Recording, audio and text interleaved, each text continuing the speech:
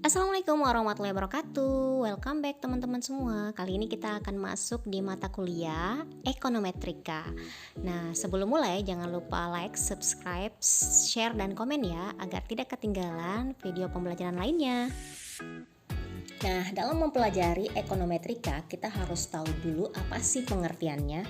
Pasti banyak teman-teman yang belum tahu apa sih arti dari ekonometrika. Nah, secara harfiah, kata ekonometrika itu atau econometrics itu berarti pengukuran ekonomi. Nah, namun meskipun pengukuran merupakan bagian penting dari ekonometrika, ruang lingkup dari ekonometrika itu lebih luas dari itu. Nah, ekonometrika juga diartikan ilmu ekonomi dan matematika ekonomi yang membahas fenomena ekonomi yang bersifat kualitatif dalam bentuk angka. Nah, analisis di dalam ekonometrika itu menggabungkan antara teori ekonomi, matematika, dan statistika ke dalam satu sistem analisis yang lengkap yang digunakan untuk membantu menganalisis data. Kemudian hasilnya itu digunakan untuk membuat suatu kebijakan ekonomi yang diharapkan benar-benar relevan dan teruji. Jadi, analisis dari ekonometrika itu nantinya akan dibuat menjadi kebijakan ekonomi oleh pemerintah dan lain-lain ya. Nah, mengapa menggabungkan antara teori ekonomi, matematika ekonomi, dan statistika? Nah, kita coba perlihatkan dulu. Untuk teori ekonomi itu membuat pernyataan atau hipotesis yang biasanya kualitatif. Nah, misalnya itu contoh mikroekonomi yang menyatakan bahwa hal-hal lain tetaplah sama. Reduksi harga suatu komoditas itu diharapkan meningkatkan kuantitas permintaan untuk komoditas tersebut. Nah, dengan demikian teori ekonomi ini mempostulatkan hubungan negatif atau terbalik antara harga dan jumlah permintaan dari suatu komoditas. Tetapi teori itu tidaklah memberikan ukuran numerik tentang hubungan antara keduanya. Nah, itulah tugas dari ekonometrikawan, yaitu mengestimasi atau memberikan nilai angka numerik antara harga dan kuantitas yang diminta oleh komoditas tersebut. Jadi itu tugas ekonometrikawan yang tidak dilakukan oleh teori ekonomi. Nah, begitupun dengan matematika ekonomi. Nah, kalau matematika ekonomi ini berhubungan dengan bagaimana menyatakan atau mengekspresikan teori ekonomi dalam bentuk matematika. Nah, teman-teman sudah belajar matematika ekonomi ya, tanpa mempertimbangkan keberukuran atau verifikasi empiris dari teori. Nah, oleh karenanya ekonometrika ini tertarik, ekonometrikawan ini tertarik dengan verifikasi empiris dari teori ekonomi. Jadi lebih mendalam lagi dalam membahas matematika ekonominya. Nah, begitupun untuk statistikanya. Statistikanya itu memberikan alat kepada ekonometrikawan dalam melaksanakan tugasnya. Jadi di sini statistika itu adalah alat bagi ekonometrikawan untuk menganalisis data ekonomi. Selanjutnya itu tentang mengapa ekonometrika. Wah, ada apa sih dengan ekonometrika? Nah, karena ekonometrika itu dapat memberi bantuan untuk menguji validitas terhadap teori-teori ekonomi dan nantinya itu dapat digunakan untuk membuat kebijakan serta meramal keadaan ekonomi di masa yang akan datang. Jadi itu tugas dari ekonometrika. Nah, selanjutnya metode penarikan kesimpulan dari ekonometrika ini melalui analisis kualitatif dari kejadian ekonomi yang aktual, kemudian menggunakan ilmu matematika dan statistik yang bertujuan untuk mendapatkan nilai-nilai numerik. Nah, jadi dari analisis kualitatif itu diolah menggunakan matematika dan statistik sehingga didapatkanlah nanti nilai-nilai numerik yang kemudian nilai-nilai ini diolah menggunakan metode tertentu sehingga menghasilkan suatu daftar atau nilai melalui sebuah perhitungan. Nah, dari perhitungan inilah kemudian kita dapat menyimpulkan fenomena apa yang terjadi dari hasil perhitungan tersebut. Nah, sebagai contoh itu hasil perhitungan ekonometrika salah satunya adalah elastisitas permintaan dan penawaran. Nah, teman-teman tidak asing lagi ya, kita sudah dapat di matematika ekonomi. Nah, ekonometrika ini juga berguna untuk mengukur indikator-indikator ekonomi dan diterapkan dalam fenomena ekonomi untuk memberikan dukungan empiris. Nah, jadi tugas khusus ekonometrikawan itu adalah mengestimasi nisbah ekonomi secara empiris yang digunakan untuk membantu memahami fenomena ekonomi dalam dunia nyata. Wah, Masya Allah ya, menjadi ekonometrikawan itu sangat-sangat keren. Yuk, siapa yang mau jadi ekonometrikawan? Setelah tadi membahas tentang arti, kemudian mengapa, ada apa dengan ekonometrika, selanjutnya kita lanjut dengan metodologi ekonometrika. Nah, ada 8 metode dalam ekonometrika. Itu yang pertama adalah membuat pernyataan teori atau hipotesis. Jadi kita buat dulu hipotesisnya. Kemudian setelah dibuat hipotesis, dikumpulkan datanya. Nah, setelah data dikumpulkan, itu kita tentukan model matematis dari teori tersebut. Nah, setelah kita buat model matematis, dibuatlah lagi model statistik atau ekonometri dari teori tersebut. Setelahnya, ditaksirlah parameter-parameter dari model tersebut. Nah, setelah menaksir parameter, kita periksa dulu apakah model itu cocok atau tidak. Kemudian menguji spesifikasi model. Lanjut, setelah itu kita ujilah hipotesis yang dihasilkan dari model tadi. Nah, selanjutnya itu menggunakan model untuk melakukan prediksi atau peramalan. Jadi itulah langkah-langkah atau metodologi dari ekonometrika. Untuk memahami tentang metodologi ekonometrika, berikut ilustrasi dari metodologi ekonometrika. Nah, teman-teman, mari kita pertimbangkan pertanyaan berikut ini. Apakah keadaan ekonomi itu mempengaruhi keputusan orang untuk memasuki angkatan kerja? Nah, dalam hal ini kesediaan mereka untuk bekerja. Nah, sebagai ukuran terhadap keadaan ekonomi itu misalkan kita menggunakan angka pengangguran, ini akan selalu kita singkat ya dengan AP. Dan sebagai ukuran terhadap partisipasi angkatan kerja itu kita gunakan tingkat partisipasi angkatan kerja. Nah, notnya itu data tentang AP dan TPAK itu diterbitkan secara berkala oleh pemerintah.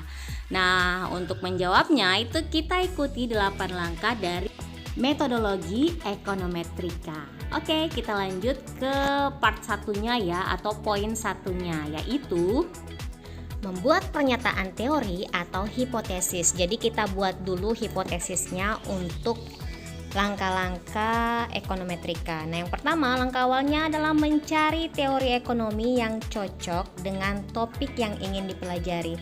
Jadi harus sesuai teori ekonomi dengan topiknya. Nah, dalam teori ekonomi tenaga kerja itu ada 2 hipotesis yang saling berlawanan tentang pengaruh keadaan ekonomi terhadap kesediaan orang untuk bekerja. Nah, yang pertama itu hipotesisnya tenaga kerja berkurang itu menyatakan bahwa apabila keadaan ekonomi memburuk. Jadi yang harus kita lihat adalah ketika keadaan ekonomi memburuk itu maka angka pengangguran semakin tinggi. Jelas ya, ketika ekonomi memburuk maka akan terjadi pengangguran yang sangat besar. Nah, ketika hipotesis tenaga kerjanya bertambah itu menyatakan bahwa apabila keadaan ekonomi memburuk, banyak tenaga kerja sekunder yang saat ini belum memasuki pasar tenaga kerja. Nah, misalnya itu ibu-ibu rumah tangga yang memiliki anak mungkin memutuskan untuk masuk ke dalam angkatan kerja seandainya pencari nafkah di keluarga tersebut kehilangan pekerjaan. Nah, apakah kemudian tingkat partisipasi angkatan kerja itu menjadi bertambah atau berkurang? Itu tergantung pada kekuatan relatif antara efek tenaga kerja bertambah dan efek tenaga kerja berkurang. Nah, bila efek tenaga kerja bertambah lebih dominan, maka TPAK akan meningkat kendati pun angka penganggurannya tinggi. Sebaliknya, jika efek tenaga kerja berkurang lebih dominan, maka TPAK-nya akan menurun. Nah, dari sini bagaimana kita dapat menyelidikinya? Nah, inilah sekarang menjadi pertanyaan empiris kita. Jadi, di sini kita mendapatkan pertanyaan sekaligus kita menyatakan suatu teori dan hipotesis. Selanjutnya untuk metodologi kedua yaitu mengumpulkan data. Nah, untuk keperluan empiris itulah maka diperlukan informasi kuantitatif tentang kedua variabel tadi ya, yaitu variabel AP dan variabel TPAK. Jadi teman-teman harus ingat kembali apa itu AP ya. AP adalah angka pengangguran dan TPAK adalah tingkat partisipasi angkatan kerja. Nah, jadi setelahnya ini saya tinggal kasih singkatan-singkatan. Jadi teman-teman harus ingat singkatannya dari angka pengangguran dan tingkat partisipasi angkatan kerja. Nah, ada 3 jenis data yang umumnya tersedia untuk keperluan data empiris. Itu yang pertama, data deret berkala. Jadi untuk mengumpulkan data kita harus tahu dulu 3 jenis datanya. Nah, data deret berkala ini atau biasa disebut time series itu dikumpulkan selama kurun waktu tertentu. Nah, contohnya itu data pengangguran, kemudian jumlah uang beredar, kemudian defisit anggaran belanja pemerintah. Nah, itu adalah data deret berkala. Nah, yang kedua itu adalah data lintas sektoral atau cross sectional. Nah, data tentang satu atau lebih variabel yang dikumpulkan pada suatu waktu tertentu. Nah, contoh umumnya itu yang tidak asing lagi buat kita yaitu data sensus penduduk. Nah, data yang ketiga adalah data kelompok. Nah, data kelompok ini adalah gabungan antara data deret berkala dan data lintas sektoral. Nah, contohnya, jika ingin mengumpulkan data tingkat pengangguran di 10 negara selama 20 tahun, maka data itu merupakan data kelompok. Nah, tingkat pengangguran di masing-masing negara selama 20 tahun itu merupakan data deret berkala. Sedangkan tingkat pengangguran di 10 negara untuk 1 tahun tertentu merupakan data lintas sektoral. Nah, di dalam data kelompok tersebut akan memiliki 200 observasi serta 20 observasi tahunan di masing-masing negara dari ke-10 negara. Nah, berikut diberikan data tentang tingkat partisipasi angkatan kerja sipil dan angka pengangguran sipil yang didefinisikan sebagai jumlah penganggur sipil yang dihitung secara persentase terhadap angkatan kerja sipil selama kurun waktu 1980 sampai 2002. 2002 ya, bukan 2022. Itu typo. Oke, kita lihat datanya di slide berikut ya. Nah, perhatikan datanya ya. RPJ 82 itu menyatakan rata-rata penghasilan per jam itu berdasarkan harga konstan ya.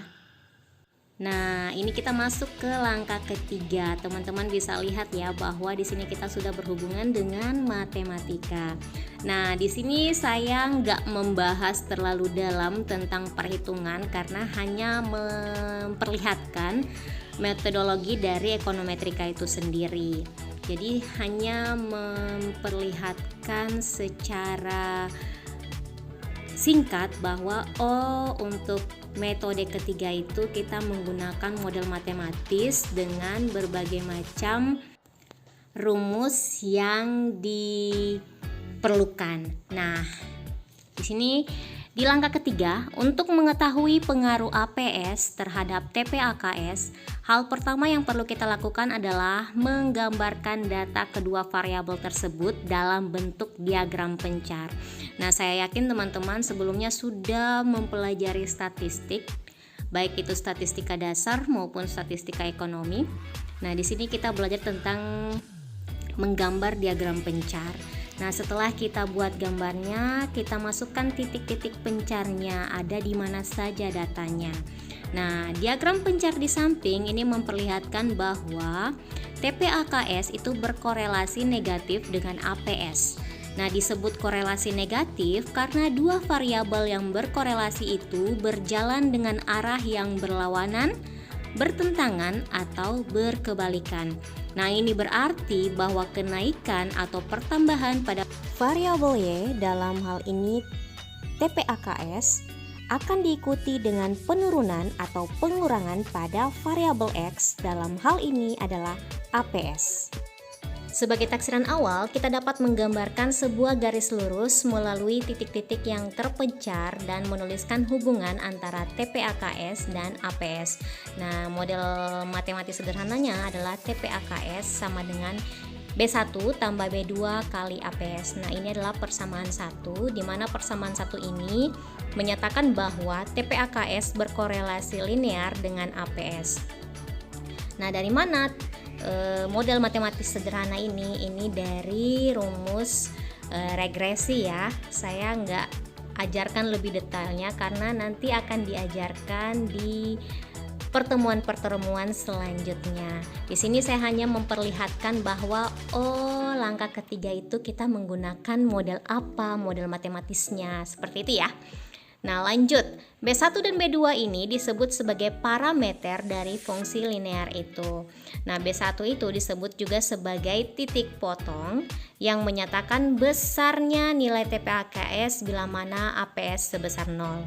Nah, B2 ini disebut kemiringan atau lereng mengukur tingkat perubahan APS, atau dapat dikatakan kemiringan untuk mengukur tingkat perubahan. Nah, persamaan 1 hanya memiliki satu persamaan sehingga disebut model persamaan tunggal. Nah, jika terdapat lebih dari satu persamaan, model ini disebut model persamaan berganda. Peubah yang muncul pada sisi sebelah kiri persamaan 1 itu disebut peubah tak bebas, dalam hal ini TPAKS, dan peubah di sebelah kanan itu disebut peubah bebas, dalam hal ini APS. Sehingga APS itu juga biasa dinyatakan dengan variabel bebas, sedangkan TPAKS adalah variabel tidak bebas. Langkah keempat adalah menentukan model statistik atau ekonometri untuk partisipasi angkatan kerja. Nah, model matematika pada persamaan 1 itu tidaklah terlalu menarik bagi ekonometrikawan. Nah, sebagai contoh, jika kita mendapatkan data 1000 orang di Indonesia, katakanlah kemudian kita memplot data tersebut dengan APS pada sumbu vertikal dan TPAKS pada sumbu horizontal, maka kita tidak mengharapkan semua amatan akan terletak pada suatu garis lurus. Nah, hal ini disebabkan peubah lain itu mempengaruhi TPAKS seperti tingkat pendidikan, keahlian, dan lain-lain. Nah, agar hubungan antara peubah ekonomi menjadi tidak eksak, ekonometrikawan itu biasanya memodifikasi fungsi TPAKS pada persamaan 1 itu menjadi TPAKS sama dengan B1 tambah B2 kali APS tambah mu. Nah, teman-teman bisa fokus di mu ya. Mu itu adalah gangguan yang seperti saya infokan tadi di atas, bahwa kita harus melihat penyebab lain atau perubahan lain yang mempengaruhi TPAKS tadi. Jadi kita tambahkan mu sebagai gangguannya. Nah, gangguan ini merupakan peubah acak yang memiliki sifat-sifat peluang yang terdefinisikan dengan baik.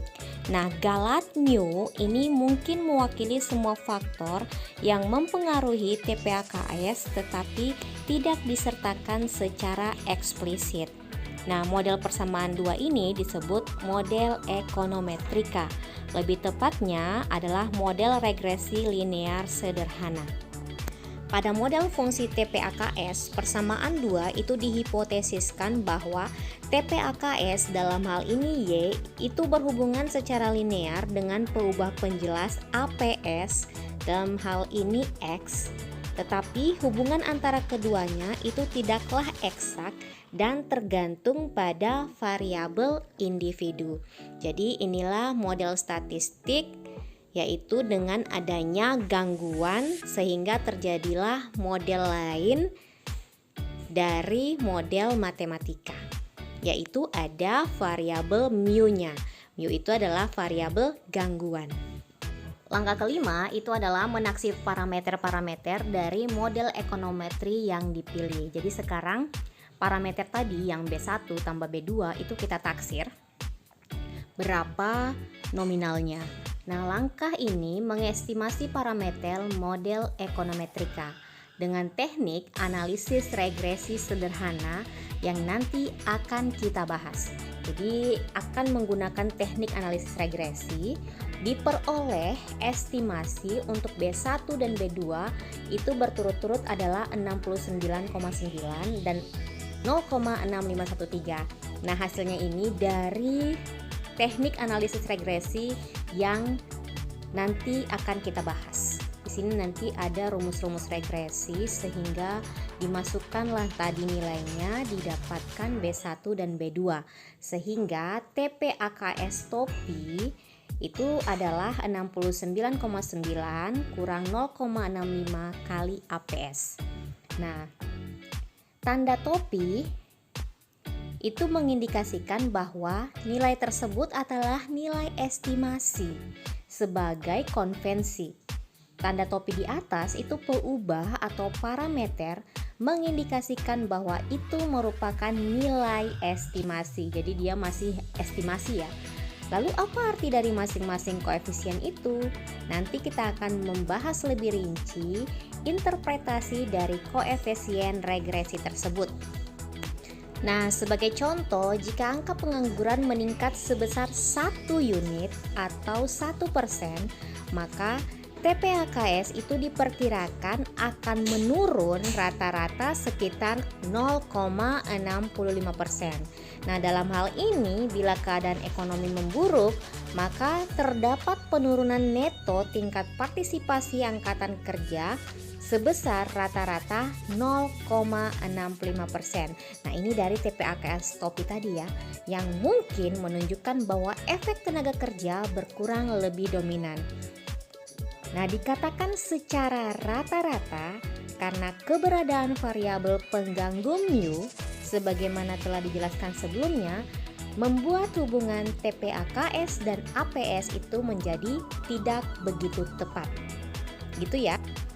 Metodologi keenam adalah memeriksa kecocokan model atau pengujian spesifikasi model. Nah, setelah kita bentuk tadi modelnya, itu kita periksa lagi apakah modelnya sesuai atau tidak, cocok atau tidak. Nah, seberapa cocok model yang dinyatakan dalam persamaan 3? Nah, lihat kembali tabel yang ada di slide 2 ya. Lihat data di tahun 1982 dan 2001. Nah, selain data di atas, ada faktor-faktor lain yang juga berpengaruh terhadap keputusan seseorang untuk masuk ke dalam angkatan kerja. Sebagai contoh, tingkat upah atau pendapatan per jam yang berlaku di pasar tenaga kerja juga merupakan variabel penentu. Yang paling penting setidak-tidaknya dalam jangka pendek. Nah, tingkat upah yang lebih tinggi itu dapat menarik lebih banyak pekerja ke dalam pasar tenaga kerja dengan asumsi bahwa semua hal lain tidak berubah. Nah, guna mengetahui bobot dari variabel tersebut, kita juga mempunyai data tentang rata-rata pendapatan real per jam atau RPJ 82, di mana pendapatan real dihitung berdasarkan harga konstan tahun 82. Nah, bisa dipertimbangkan model berikut ya. Jadi model yang ada tadi kita pertimbangkan dengan data yang ada di slide 2 yaitu RPJ 82, sehingga kita tambahkan lagi variabelnya, yaitu tambah variabel atau parameternya ditambah dengan B3 tambah RPJ 82 ditambah mu. Nah, sebagai ilustrasi, penaksiran empiris atas persamaan 4 dengan menggunakan analisis regresi didapatkanlah TPAK S-topi sama dengan 80,9 kurang 0,67 kali APS kurang 1,4 kali RPJ 82 ditambah dengan mu, itu ditambahkan mu ya. Nah, jadi model mana yang akan kita pilih? Nah, setelah kita ada dua model, itu nanti kita pilih mana model yang tepat, apakah model yang di persamaan 3 atau yang di persamaan 4. Itu yang akan kita periksa ya di langkah 6 ini. Metodologi ketujuh adalah menguji hipotesis yang dihasilkan dari model. Nah, setelah model yang disesuaikan adalah model yang memberikan hampiran atau pendekatan cukup bagus, kita harus membuat kriteria untuk mencari tahu apakah estimasi pada persamaan 3 itu mendukung teori yang sedang diuji. Nah, untuk itu kita melakukan statistik inferensial atau pengujian hipotesis. Nah, setelah tadi kita dapatkan model yang sesuai, maka di sini kita harus memulai pengujian hipotesisnya. Untuk di langkah ketujuh ya. Metodologi terakhir yaitu menggunakan model untuk melakukan prediksi atau peramalan. Nah, pada subbagian sebelumnya kita telah mendapatkan estimasi persamaan regresi yang selanjutnya dapat digunakan untuk pengendalian atau kebijakan.